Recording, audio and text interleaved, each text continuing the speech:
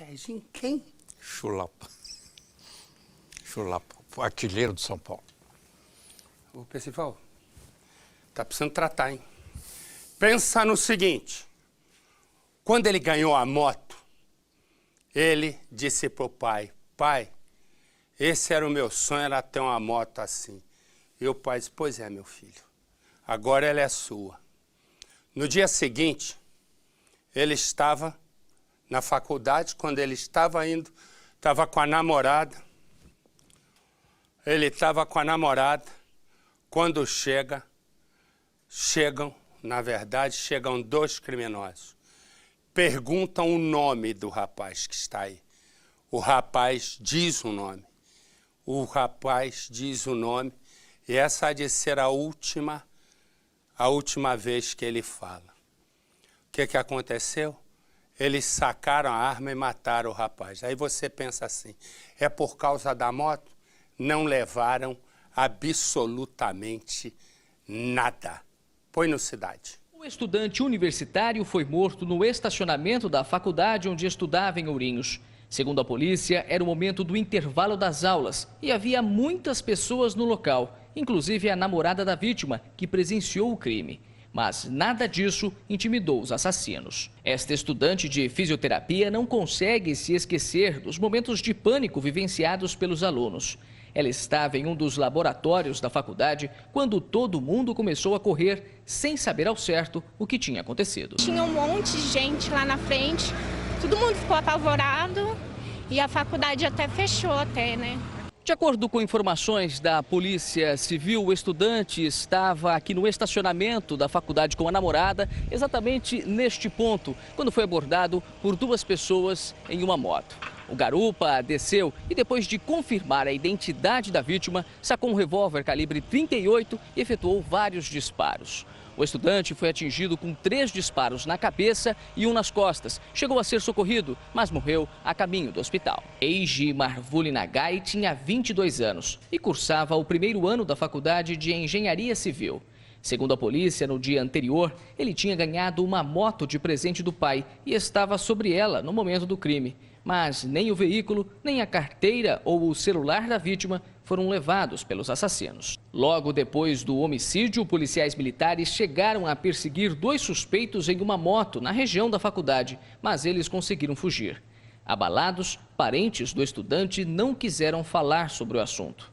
Segundo o delegado que colheu as primeiras informações de testemunhas no local, mais difícil do que identificar os criminosos que participaram da ação ousada será esclarecer a motivação do crime. A direção da faculdade lamentou o ocorrido. Nós estamos aqui prestando todas as informações necessárias à polícia, para ajudar a desvendar esse crime, e para a família também, o nosso profundo respeito, dor e condolências.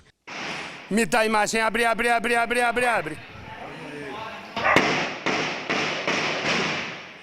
Repara, o que você está vendo é uma rotina na vida no Rio de Janeiro. A população entre balas de bandidos e policiais. Eu que vou perguntar até quando a segurança pública no Rio de Janeiro não vai ficar sem entender que não dá para invadir esses locais dessa maneira sem colocar em risco a vida da população. Não pode ser um faroeste, tem que ser uma investigação, ver quem é quem, chegar e aí sim fazer uma operação abafa. Agora entrar 20 caras lá dando tiro para um lado e para o outro, quem sofre é a população, por um show, apenas um show de marketing da segurança pública. Porque isso não é fazer segurança pública. Fazer segurança pública é entrar com tudo, abafa e pega quem é quem. Agora 20 caras dando tiro para um lado e para o outro. E aí quando a criança morre, a população desce, toca fogo em tudo, querem que faça o quê? Com ódio que fica represado. Põe no Cidade. Esse vídeo mostra o tiroteio entre policiais militares e bandidos. O policial tenta se livrar dos tiros, se abrigando entre os carros. Um outro agente está agachado e dá cobertura ao colega. Segundo a PM, o confronto aconteceu na comunidade Nova Brasília, no Complexo do Alemão, que é pacificada desde 2012. Os agentes faziam patrulhamento na rua Canitá, um local onde o combate ao tráfico de drogas ainda encontra muita resistência. Eles foram recebidos a tiros e revidaram. Teve início, então, o intenso confronto. Os policiais se abrigaram, mas os criminosos conseguiram fugir. Depois disso, o policiamento foi reforçado aqui na região. Esse outro vídeo, gravado da laje de uma casa, também flagrou o intenso confronto.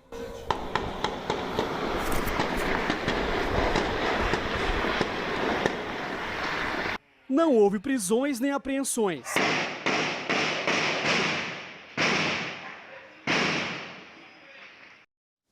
Resolve isso. Isso não tem a menor condição, né, de você invadir um local onde 5% são criminosos e 95% são pessoas trabalhadoras. E você entrar atirando, é óbvio que a probabilidade de você atingir alguém dos 95% é muito maior do que atingir o dos 5% de bandido. E não vale a pena. Não vale a pena morrer um inocente, morrer uma criança, né, para prender 4, 5 caras.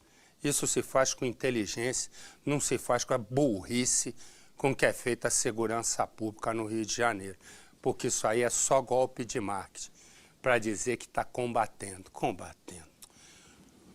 Um não pode mostrar a cara, outro não pode mostrar a cara, esse não pode mostrar a cara, só desse. Os 4 são de classe média alta, aqui de São Paulo. E eles decidiram, em vez de aproveitar que nasceram em famílias boas, com possibilidade de dinheiro, e eles tocarem a vida, estudarem, eles decidiram, os 4, se transformarem em assaltantes. Assaltantes de condomínios de luxo. Para ter uma ideia, no celular de um deles, a polícia encontrou um programa da internet que o sujeito digita a placa do carro, sai número do CPF, RG, o endereço. E essa era uma das maneiras pelas quais eles iam em busca do alvo até chegar no condomínio e assaltar. Põe no Cidade. Foi em uma abordagem de rotina que os policiais descobriram os 4 suspeitos, 3 adolescentes e um maior de 23 anos, com passagem pela polícia por homicídio, tráfico e receptação. Eles estavam com este carro e haviam acabado de tentar furtar um condomínio. No momento da abordagem, o porteiro de um condomínio muito próximo, a 50 metros da abordagem, veio até a equipe informando que esse veículo há poucos instantes havia entrado ao condomínio, permaneceu por alguns momentos lá dentro e logo saiu. Em um breve interrogatório, os 4 suspeitos confessaram que pretendiam furtar os apartamentos. O que surpreendeu os policiais foi a forma usada pela quadrilha para escolher as vítimas. A Polícia Civil vai investigar o uso de um programa na internet. Com a placa do carro, por exemplo, os bandidos conseguiam o número do CPF, do RG, o endereço e até mesmo a profissão de quem se tornaria vítima do bando. Os 4 suspeitos disseram que usam desse programa para obter informações. Eles contaram que pagaram R$500 na região central de São Paulo para ter acesso aos dados.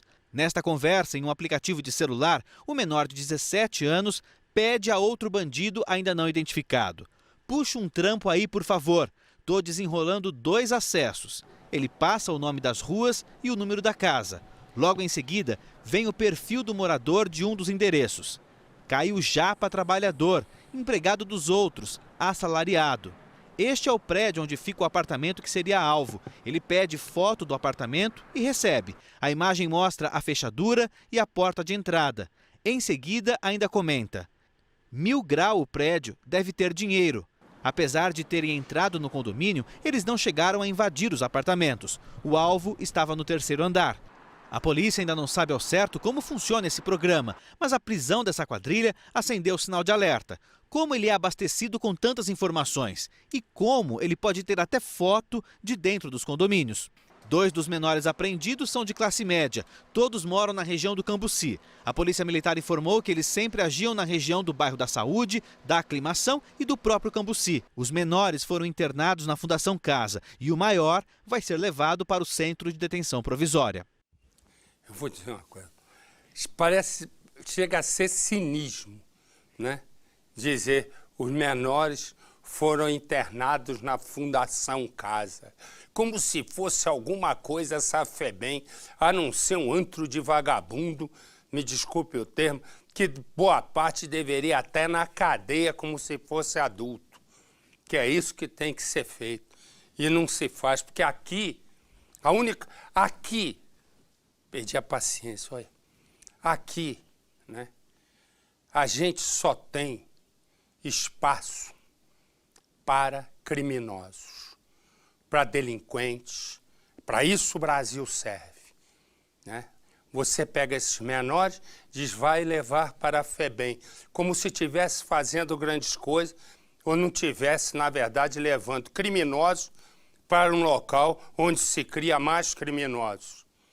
Aí você pega no Congresso Nacional 99 políticos, né? São 515 deputados, uns 80 senadores, não me lembro o número exato, mas enfim, fechando a conta dá uns 590. Resumo, 99 respondem a crime. Eu te pergunto, como é que a gente acha que vai viver? Se você imaginar que nesse momento, né, em que se está, o país está num momento extremamente delicado, onde a presidente da República pode ser submetida a um impeachment e o Brasil vai cair na mão de um vice-presidente que também está incluso nessas questões, porque o voto foi para os dois. Resumo, também pode cair. Aí na linha de sucessão tem o presidente da Câmara. 6 contas na Suíça, réu de 10-0 no Supremo Tribunal Federal.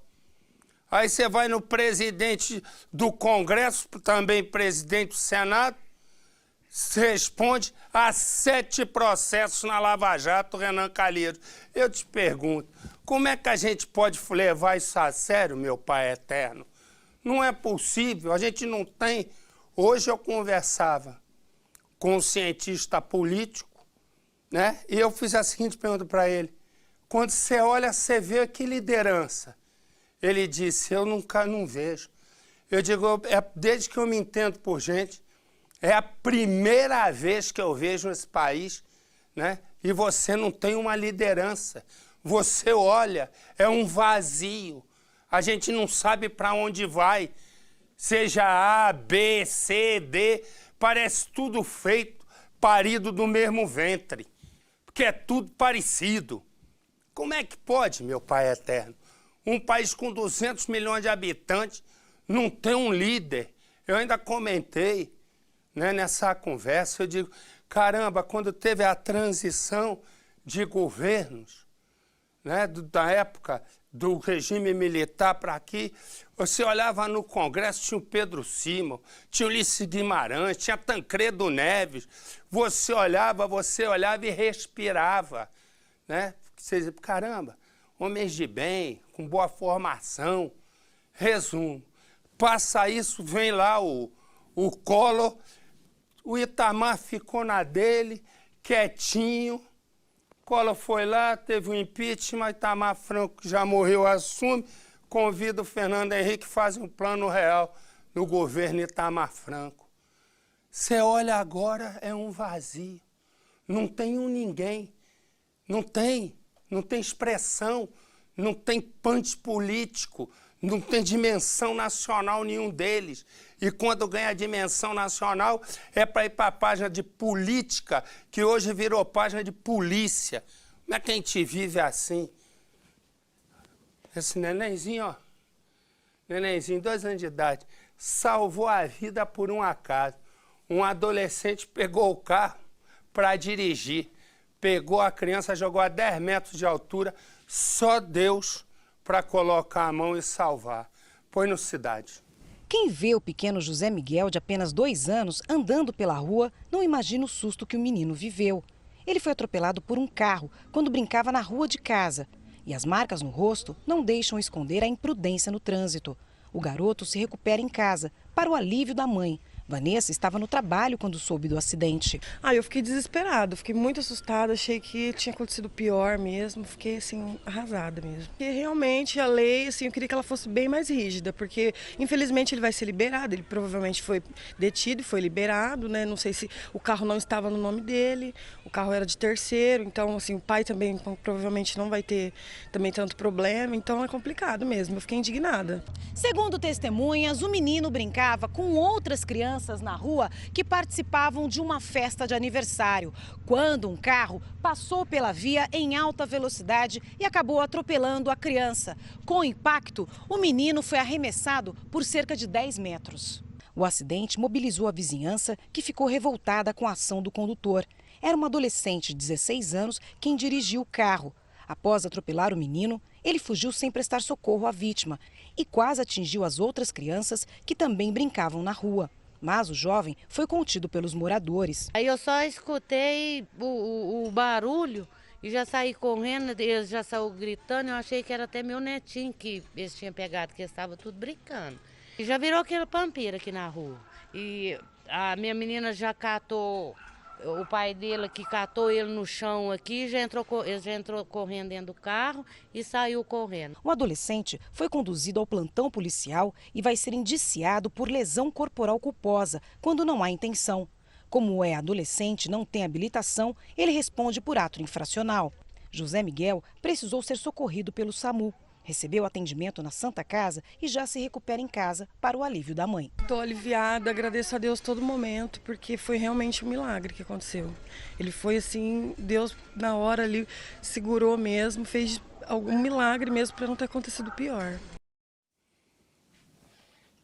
Você vai trocando, Edu. O homem que está aí, ó, está sendo procurado. O que acontece? Ele é casado e depois de um monte de tempo, a esposa quer se separar. Eles têm um terreno com 5 casas que eles, né, construíram. E aí, mas ela chegou no limite que não aguenta mais o Antônio e pede a separação. O Antônio que você está vendo, ele está foragido. Ele não queria dividir os bens com a esposa. E ao não querer dividir os bens, ele resolveu dar fim à esposa. Ele agora foi condenado a 21 anos de prisão. Ele está foragido. Põe no Cidade. Diante da história que envolve este homem e esta mulher, dá para entender por que boa parte dos brasileiros não acredita mais em justiça. A primeira impressão, e mais óbvia, é de felicidade. Afinal, a foto foi tirada anos antes da tragédia, no dia do casamento. Mas o pano de fundo do romance, que durou mais de 10 anos, é grave. Vera suportou o marido agressor. Auxiliar de cozinha, duvidava do pior. A minha mãe amava ele, né? Ela morreu amando ele, né? Tanto que, acho que 2 dias antes, ela tentou fazer as pazes com ele não quis. Com tantas brigas, dia sim e dia não, o casamento de Vera e Antônio chegou num ponto insustentável. Antes do motorista usar uma arma para tirar a vida dela, disse que não sairia sem a casa. A família tinha outras casas no mesmo terreno. As discussões eram geradas quase sempre pelo dinheiro. Antônio Duque de Almeida queria tudo para ele, diz a família de Vera. A briga final foi por causa da casa. Ele falava assim para ela que ia separar, se ela não ia ficar com nada, e que tudo que tinha lá era dele, que ele que construiu. E ele falou assim que se ela quisesse ficar com alguma coisa, ela não ia ver a cor de nada. Que ele ia acabar com tudo, comigo, com a vida dela. O casal vai ter uma nova briga, a última e fatal. Tanto Vera quanto Antônio estão no andar de cima da casa. As crianças estão aqui embaixo, bem na sala que fica atrás desta porta. As meninas assistem televisão, não imaginam o que vai acontecer logo em seguida. Os vizinhos ouvem a briga e logo na sequência, segundo depoimentos, um silêncio. É o instante em que Vera convence Antônio a abrir a porta do quarto que estava trancada. Quando ela entra, a discussão reinicia.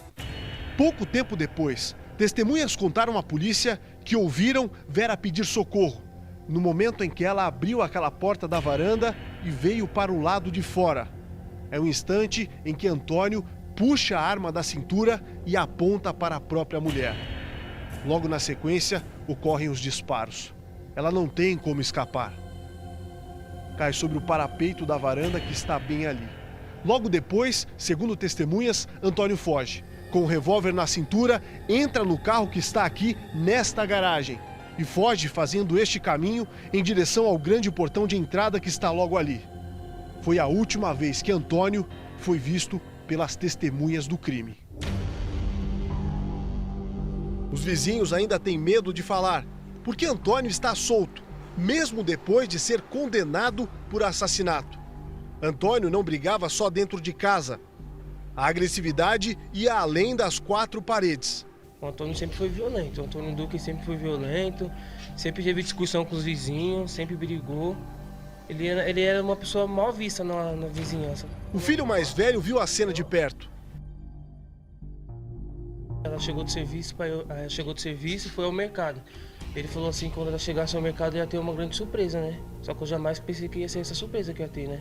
Ela mudou de ideia no meio do caminho, pediu ao filho para levá-la a uma pizzaria. Nesse mesmo dia, parecia até que ela estava sentindo, que a gente estava na pizzaria, ela falou, a minha única tristeza é que eu queria que a Maísa e a Mayara estivessem aqui. Como se ela nunca mais fosse ver as meninas, entendeu? Foi o tempo de ir à casa de Viviane e voltar.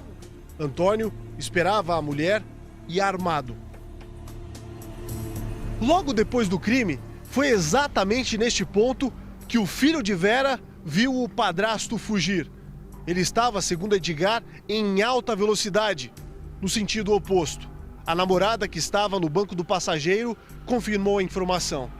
Veja que eles visualizaram o assassino a menos de 200 metros do local em que tudo aconteceu. Tava descendo a rua e encontrou ele passar de carro. Acho que ele tava tão cego do que aconteceu na hora que ele nem viu eu, o Edgar. Porque eu acho que se ele tivesse visto, ele parava e matava ele. Porque a vontade dele toda era de matar o Edgar. Antônio Duque era violento também com o enteado. Eu nunca me dei bem com ele, né? Porque ele sempre me bateu também quando eu era pequeno. A gente nunca teve uma boa convivência, não. A gente morava na mesma casa, mas a gente nem se falava. Mesmo diante de tudo, ele nunca foi preso. Nem por agredir, nem por ameaçar, muito menos por matar. O pai de Vera não quis gravar entrevista. É o avô quem está com as meninas e viram o corpo da mãe na sacada de casa. E este é um homem condenado a 21 anos de prisão e que está foragido. Se você viu esse homem, se você conhece esse homem, se você sabe onde ele está, ligue. Ligue para o Disque Denúncia, ligue para a polícia e a sua identidade vai ser mantida no mais absoluto sigilo. Deixa eu falar uma coisa aqui. Quando eu estava falando ainda há pouco da falta, né, de líder no nosso Brasil, isso é uma coisa inconteste, o que não falta na política brasileira é ladrão e oportunista. Agora, líder mesmo, tá difícil. Aquele que possa conduzir a nação.